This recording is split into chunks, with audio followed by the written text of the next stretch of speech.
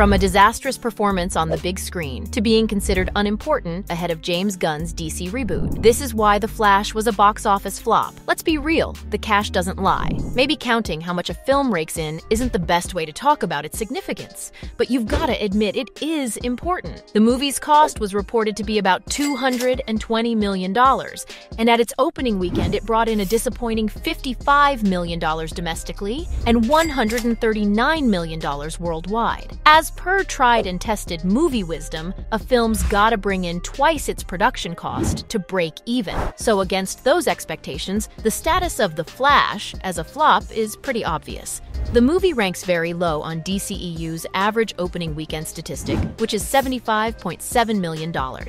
And keeping all this in mind, it's no surprise that The Hollywood Reporter said that The Flash was worse than Watchmen back in 2009. An industry insider even called the film a disaster and wondered if it had managed to break even. The first Shazam movie did even worse than this Machete-directed feature and opened with $53.5 million domestically. But it went on to earn $140.4 million by the time it came off the big screen. The Flash's reviews aren't as positive though, which makes this an unlikely outcome for this Ezra Miller-led project. For all the early rave reviews that came in with Tom Cruise and Stephen King praising the film, this kind of performance is definitely a surprise. So what went wrong? There's no way to have this conversation without talking about Ezra Miller, since the controversy around the actor didn't do the film any favors. Miller's been in hot waters for quite a while now, and they first went viral when a video of them choking a woman emerged. But ever since then, reports of disorderly conduct, assault and harassment, multiple arrests, and the allegation of grooming at their Vermont farm have only made matters more complicated. Since all of it happened one right after the other, it paints a problematic picture of the star. And obviously, it's had an effect on the fate of the superhero film. The controversy around Ezra in the project is unavoidable. They play the lead, and also is a key supporting character turned villain. So you can't talk about the film at all without sparing a thought for its star. Box office experts are divided about how Miller's name impacted the project overall, and the fans have some thoughts on the matter too, since many of them decided to boycott because of Ezra's involvement. One Twitter user shared that they weren't even gonna bother hate watching The Flash because Miller's continuous trouble with the law has been tackled very poorly, and the user encouraged others to do the same. You could make an argument that this whole anger with Ezra is a Twitter phenomenon, but there's just no denying that it's a dark mark on the franchise and has affected the movie's momentum and had an impact on the marketing strategy. Since there was just no way to go around it, The Flash's marketing strategy was simple: downplay the star of the film. It sounds ridiculous because the opposite is usually supposed to happen, right? But that's what they did. Barry Allen was pushed to the sidelines of marketing,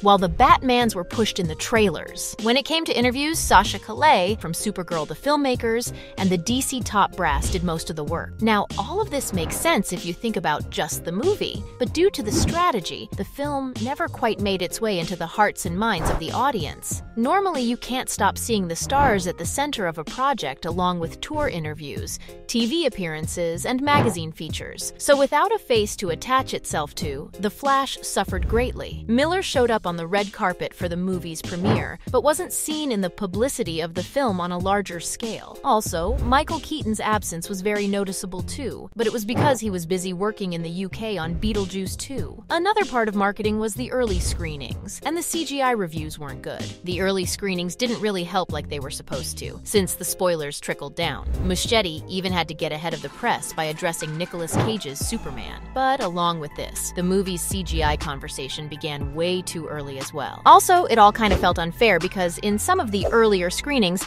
the version shown wasn't finished. The George Clooney cameo and the post-credits scene had been absent, even though the rest of it was complete. All of this came into discussion online too, and the unfinished status of the film sort of worked out. Why? Because people thought that maybe the CGI wouldn't be that bad. From the opening scene to the Infinite Earth cameos, the VFX had seemed unfinished. The human models were especially weird to look at, and made me remember movies like The Matrix Reloaded and The Mummy Returns. Some suspect that Warner Brothers limited the high budget to avoid any further losses, since it was unclear how well the movie would perform. Muschietti, though, defended some of the effects, but it wasn't really convincing. Like it or not, bad CGI became one of the movie's highlighted aspects before it was even released. And who hasn't seen that baby in the microwave image? Yikes! Now, even if the effects weren't ideal, you could bet the fans would have still made a trip to the theater, right? Nope, you see, this version of DC ain't exactly popular. The Flash kind of serves as the ending of the DC universe that began in 2013.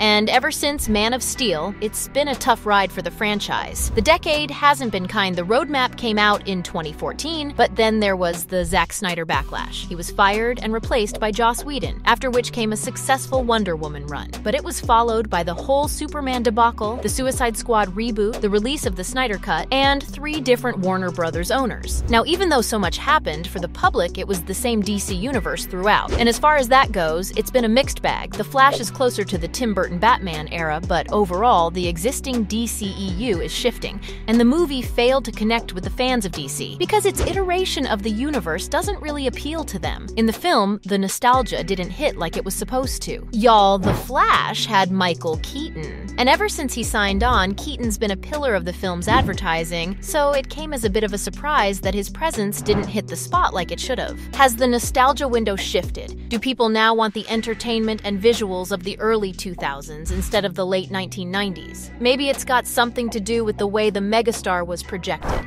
as Keaton came on board for The Flash in mid-2020, and at the time, the multiverse was a new concept. Even though there was Spider-Man Into the Spider-Verse, it was still considered a deeper cut of sci-fi. Since then, it's a theme that's been stuck in a time loop. The MCU went totally crazy with it, and as of June 2023 put out about 6 projects since Endgame that made use of the concept at the heart of The Flash. When No Way Home's trio of Spider-Mans got together, they beat the punch of Keaton's return and kinda took away its originality. Plus, if you want to think about the multiverse, The Flash showed up a little too late to the party, and with hits like Everything Everywhere All at Once to compare to, the nostalgia alone doesn't cut it anymore. There's gotta be creativity. Also, talking about being late, The Flash didn't have enough impact to generate interest. A story's gotta grab you by the collar, but almost all of 2023's DC projects have got it doesn't matter energy to them. Honestly, it makes sense because Gunn's giving the DC universe a makeover, and the new universe is set to begin in 2025 with the release of Superman Legacy. If everything's going back into a blender, what's the point? The Flash clearly seems to be unimportant, and even if you're invested in the story, it won't change the fact that this movie's existence won't have any effect on the wider story. So what's the audience supposed to be excited about? Knowing that this feature comes before the hard reboot, The Flash was marketed on the film's quality. Peter Zaslav, Warner Discovery CEO, and Gunn called it the best superhero movie ever made. Tom Cruise even saw it and called Muschietti to sing its praises. But with its release, the critical reviews are in, and none of it actually lives up to the hype. So from being considered unimportant ahead of James Gunn's DC reboot, to a disastrous performance on the big screen, that's why The Flash was a box office flop.